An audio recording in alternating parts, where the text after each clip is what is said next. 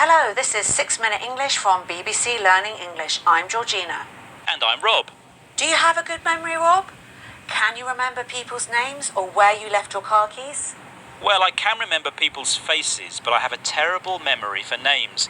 And sometimes I'll be eagerly reading a book, but then, a week later, I can't remember a single thing about it. Well, you're not alone. Many people find it hard to remember things they've read or learned, while other sometimes useless information sticks with them. In this programme, we'll be finding out why we forget the things we've learned, whether that's someone's name, a word in English, or where you put your wallet. But first, let me ask you my quiz question, Rob, before I forget. You and I might struggle to remember someone's phone number, but Chinese student Xiao Lu has a record-breaking memory. In 2005, she recited the numbers of pi, the mathematical equation describing the proportions of a circle, but how many digits did she manage to remember? Was it A, 48,000, B, 68,000, or C, 88,000? Wow, it sounds like Xiao Lu has an incredible memory. I'll say she remembered B, 68,000 digits of pi. OK, Rob, let's remember to find out the answer at the end of the programme. OK, will do.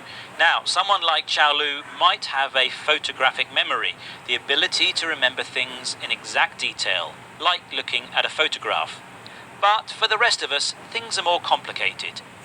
Dr. Jared Horvath is an educational neuroscientist at the University of Melbourne.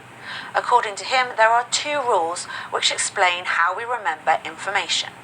Listen to Dr. Horvath talking to BBC World Service programme The Y Factor and see if you can hear the 2 rules he mentions. Rule number 1 is repetition is key. The odds of remembering something after a one-off are incredibly slim, unless you can immediately link it to something you already understand. So my middle name is Cooney. If I ever meet someone named Cooney, I'll never forget that because I have an immediate link.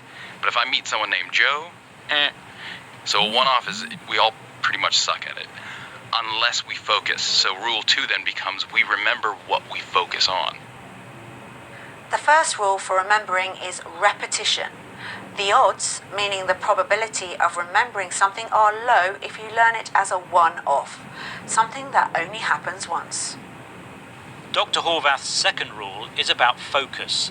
We remember what we focus on. This involves making links between new information and something you already understand.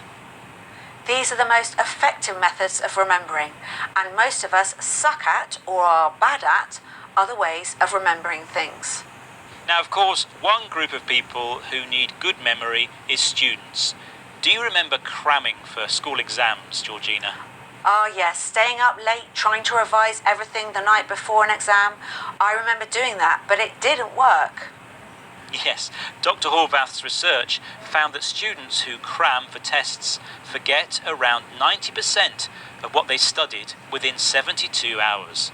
He thinks education shouldn't be about trying to cram students' heads with facts and figures. It should involve something more meaningful, as he explains to BBC World Service's The Y Factor. And the thing that I like about education is it's really moving from a model of just memorize as much as you can into what we now call deep learning, which is instead of giving you 100 things and I just need to know that you can remember them, I'm going to give you 10 things, and instead of just being able to remember them, I want you to be able to describe it deeply and come up with new ways of looking at it. Traditionally, education involves memorizing, learning information exactly as it is so you can repeat it later. But being able to repeat something like a parrot doesn't always mean you understand it. Dr. Horvath advocates a technique called deep learning, a complete way of learning something that means you fully understand and will not forget. So remember, repetition, focus and deep learning are the memory muscles we need. Maybe that's how Chinese student Xiao Lu developed her record-breaking memory. You do remember your quiz question, don't you, Georgina? Yes, thank you, Rob. My memory isn't that bad. I asked you how many digits of the mathematical equation pi she could remember. And I said B, 68,000 digits. Which was the correct answer. Actually, the number was so long it took her over 24 hours without a break to recite it all. Oh wow, her brain must have been aching after all that. Okay, let's recap the vocabulary from this program, starting with a photographic memory, which is the ability to remember things in exact detail, like looking at a photograph. The odds of something happening mean the chances that it will happen. A one-off is something that only happens once. To suck at something is an informal way to say be bad at doing something. It's more common in American English. If you memorize something, you learn it exactly so that you can repeat it later. And finally, deep learning describes a complete way of learning something so that you fully understand it and will not forget it. Okay, well that's all from us, but don't forget to join us again soon for more trending topics and top tips to help you remember useful and everyday English vocabulary.